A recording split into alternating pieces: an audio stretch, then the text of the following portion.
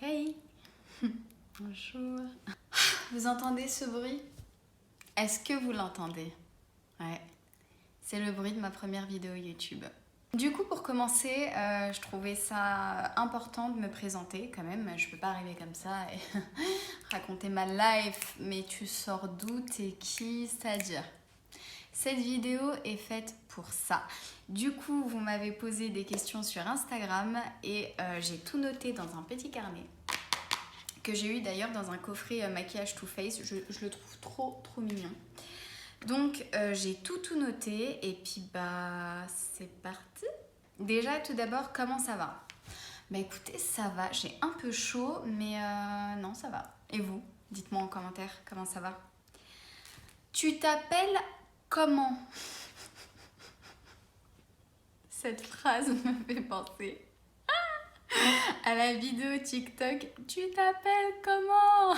Ceux qui reconnaissent, s'il vous plaît, mettez un like. Toi et moi, on a reconnu.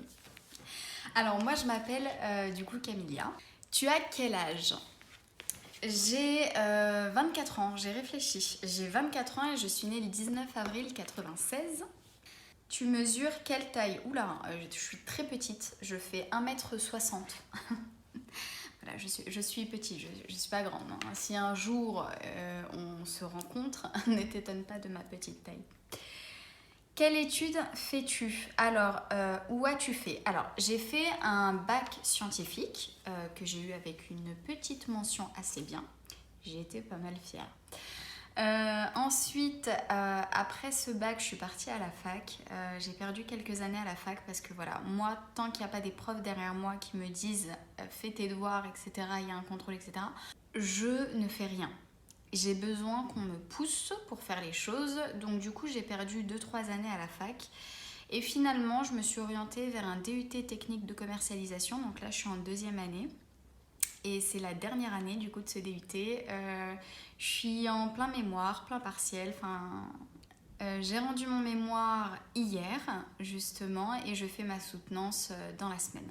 L'année prochaine, je compte continuer du coup en licence pro commerce et distribution. Tu vis où? Je vis en région parisienne. Es-tu en couple? Oui, je suis en couple. Je suis très amoureuse. Me portez pas l'œil. Je me suis du coup fiancée il n'y a pas très longtemps et je me marie en octobre, si Dieu veut. Es-tu mariée? Donc du coup j'y ai répondu. As-tu des enfants? Non, je n'ai pas encore d'enfants. Tes origines? Mes 2 parents sont tunisiens. Donc ma mère de Djerba, donc du sud, totalement du sud, et mon père de Tunis, donc le nord, la capitale aussi. Quand as-tu commencé à aimer le make-up? Ça fait pas mal d'années maintenant. En fait, dès qu'il y a eu toutes les vidéos, les tutos make-up sur YouTube, j'ai commencé à regarder et en fait, j'ai trouvé ça incroyable. Le fait de changer un regard, de changer même un visage avec un simple make-up. Et je trouvais que c'était un art, un réel art. Mais voilà, j'ai pas continué mes études dans l'esthétique parce que bah déjà ça coûte cher et puis surtout j'ai appris toute seule et je suis quelqu'un qui apprend souvent toute seule. Voilà, j'aime bien apprendre toute seule. Je me suis exercée, j'ai regardé les vidéos, j'ai refait sur moi. Ça ressemblait à rien au début. Mais du coup j'ai recommencé et puis recommencé, je me démaquillais, je recommençais. Et après, avec le temps, je voyais que ça commençait à prendre forme. Je commençais à m'embellir du coup avec le maquillage et j'aimais le rendu. Donc du coup, j'ai pas lâché jusqu'à maintenant. Donc ça fait à peu près, ouais, on va dire 6-7 ans. 6-7 ans, même 8 ans que que le maquillage, c'est ma passion. Ta marque préférée de make-up? Ma marque préférée de maquillage, waouh! Question très difficile. Ma marque préférée, en fait, j'ai des produits chouchous dans énormément de marques. La marque dans laquelle je suis rarement déçue, avant c'était Too Faced. En fait, ça se joue entre Too Faced et Dior. Je trouve que Dior se sont améliorés en niveau maquillage et c'est d'une qualité incroyable. Donc je dirais Too Faced et Dior. et Huda. Anastasia aussi. On a dit une, je sais, mais voilà, j'en ai dit 4. Les produits indispensables pour débuter le maquillage et à petit prix. Les produits indispensables, je dirais quand même une palette de fard à paupières. Parce qu'avec la palette de fard à paupières, tu peux faire pas mal de choses. Tu peux faire tes sourcils s'il y a un fard qui a à peu près la même couleur que tes sourcils. Tu peux même prendre un highlighter dans une palette à fard à paupières. Tu peux aussi te servir d'un fard à paupières comme blush, c'est possible aussi. Donc je dirais ça, palette de fard à paupières assez complète. Après mascara. Mascara. Fond de teint. Donc palette de fard à paupières, mascara et fond de teint. Ou je dirais dans l'ordre, mascara, palette de fard à paupières, fond de teint.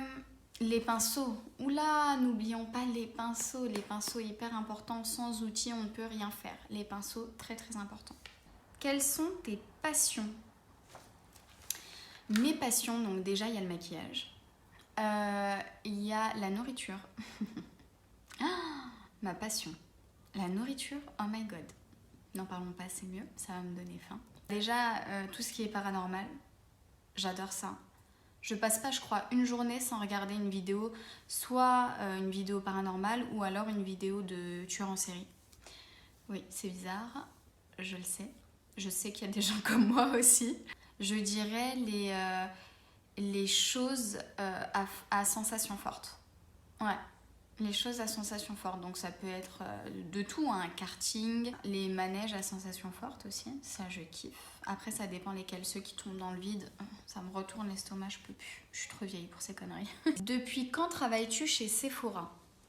Ça va faire un bail maintenant. Depuis mes 18 ans. Attends. Ouais. Depuis mes 18 ans. Donc ça fait 5 ans et demi, à peu près. Je travaille chez Sephora. En fait, j'ai commencé justement quand j'étais à la fac pour me faire un petit peu d'argent. Toujours en job étudiant. Et donc là, ils m'ont pris en alternance. Donc ça fait maintenant 2 ans que je suis en alternance avec eux pour avoir mon DUT en poche du coup. Alors, comment t'as fait pour rentrer chez Sephora? Oula. Sachez que je vais faire une story time dessus parce que faut savoir que la première fois que j'ai postulé chez Sephora, je n'ai jamais été rappelée.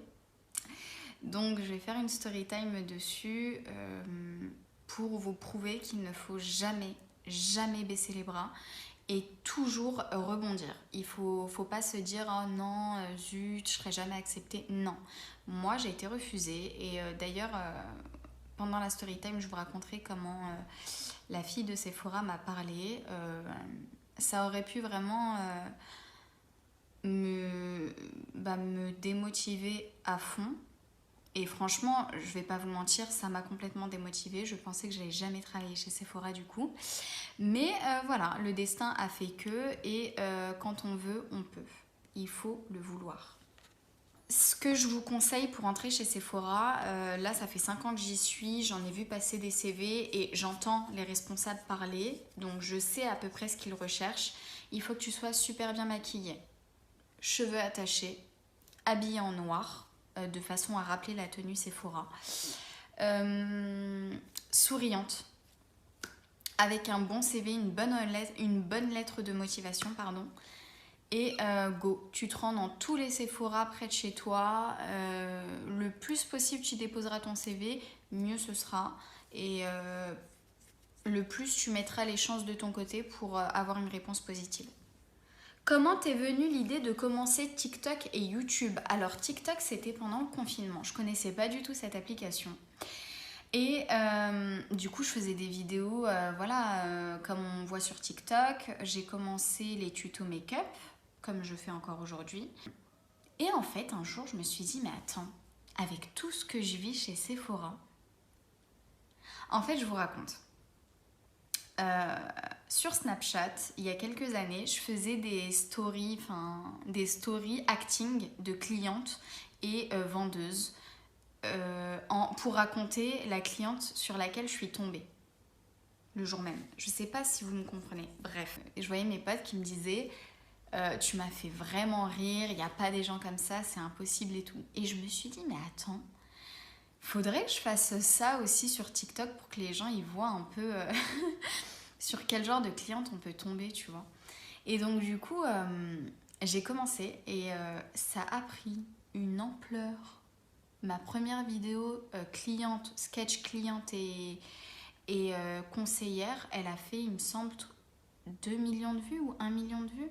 Enfin, pourtant, je faisais que quelques milliers de vues hein, sur TikTok, hein, pas beaucoup, 8000, pas plus. Et en fait, ça a vraiment plu parce que les gens, justement, ils connaissaient pas cet aspect du métier et ça les a fait rire tout simplement. Ça leur a permis d'apprendre aussi un autre aspect du métier de la vente et ce qui m'a fait plaisir à moi, c'est qu'il y a beaucoup de personnes qui m'ont dit je pensais pas que dire ça pouvait être mal pris ou était mal poli et je m'en excuse, je ferai plus attention la prochaine fois.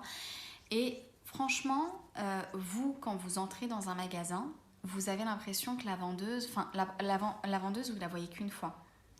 Mais elle, le problème, c'est qu'elle voit peut-être 150 personnes, 200 par jour. Et si ces 200 personnes agissent mal avec elle, c'est hyper dur pour elle. Donc voilà, je trouve que c'est hyper important de sensibiliser les choses en fonction de ce métier-là, le métier que j'ai fait pendant plusieurs années. Et voilà, enfin, mais même les actings, j'aime beaucoup faire ça. Enfin, moi, j'aime trop faire ça. D'ailleurs, juste après cette vidéo, je vais en faire un. D'où viennent tes idées? Alors, faut savoir que les actings, la plupart du temps, je les ai vécus. Ou alors, une collègue à moi les a vécus. En fait, c'est plutôt des anecdotes que je vous montre en vidéo. Plutôt que de vous les raconter, je préfère les jouer. Comme ça, au moins, vous ressentez vraiment le truc, quoi. Vous voyez vraiment la scène. Et je trouve ça hyper intéressant de vous retranscrire la scène pour voir votre réaction. Comment vous aurez réagi à ma place. Et vraiment, je trouve ça très intéressant. Et je suis bien contente d'avoir fait, du coup, ces idées de vidéo. Qu'est-ce que tu aimes le moins dans ton métier? Alors, ce que j'aime le moins dans le métier de la vente, c'est le fait de rester debout toute la journée. Ça me fatigue à un point, vraiment c'est quelque chose, je m'y fais pas. En fait, il faut savoir que dans le métier de la vente, vous restez vraiment debout toute la journée, sauf bien sûr pendant votre pause déjeuner, donc d'1 heure, qui n'est même pas au milieu de la journée, hein, finalement, elle est souvent au début. Par exemple, vous commencez à midi, votre pause déjeuner peut-être est souvent à 14h. Et ensuite, de 15h à 20h, vous restez toute la journée debout.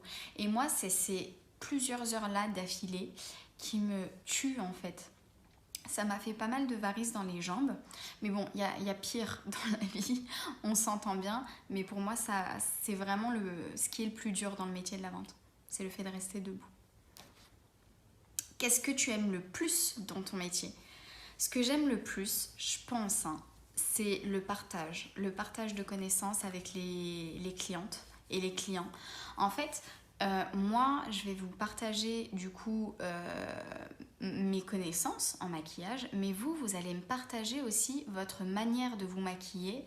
Et du coup, on s'adapte, vous m'apprenez aussi beaucoup de choses et c'est ça que j'adore. Et même échanger avec des clients, me taper des barres, rigoler, enfin, j'adore ça. Vraiment, j'aime beaucoup ça. Que souhaiterais-tu faire plus tard dans la vie? Alors, continuer les vidéos, franchement, j'aimerais bien. T'es chez toi, t'es tranquille. En plus, t'as une communauté adorable qui te supporte et qui t'envoie des messages adorables toute la journée. Donc, franchement, je pense que c'est le plus beau métier du monde. Donc, franchement, j'aimerais bien faire ça. Après, m'appeler influenceuse, j'aime pas. J'aime pas, parce que j'influence personne. Moi, j'aime bien vous montrer les astuces maquillage, etc. Donc, j'aime pas le mot influenceuse. I don't like it. Penses-tu être capable d'affronter les ennemis du succès? Faut déjà qu'il y ait succès. Et après, on en reparlera. Et du coup, dernière question. Que vas-tu proposer comme vidéo sur ta chaîne? Alors sur ma chaîne, il y aura des story time, des vidéos paranormales, des tutos make-up, des story time. Oh my god, toutes les story time que j'ai à vous raconter, ça va passer de la catastrophe capillaire, vous n'êtes pas prêts. Bah justement de comment la première fois on m'a recalé chez Sephora. Enfin, j'ai vécu pas mal de choses assez marrantes. J'ai tout noté. Je compte bien les filmer prochainement, donc restez branchés. Aussi, il y aura des défis de toutes sortes. En fait, c'est vous, vous allez me dire qu'est-ce que vous voulez voir et puis je filmerai, tu vois. C'est un travail d'échange. Tu comprends ce que je veux dire? C'est un travail d'échange. Bon allez, j'arrête. Voilà ma première vidéo YouTube. J'espère que ça vous a plu. J'espère que vous vous êtes pas endormis devant parce que une personne quand elle parle d'elle, c'est un petit peu chiant. On va pas se mentir. Trop hâte de vous retrouver pour la prochaine vidéo. J'espère que ça vous a plu. N'oubliez pas de vous abonner, liker un max de chez Max. Et voilà. Franchement, je vais pas vous mentir, j'ai rien d'autre à vous dire. Franchement, c'est passé grave vite. Vous en pensez quoi? Vous, c'était long pour vous? Écris le mot Velux en commentaire et je verrai si t'es une vraie ou un vrai et que t'as regardé finalement la vidéo en entier. Voilà, je te fais d'énormes bisous et je te dis à très bientôt.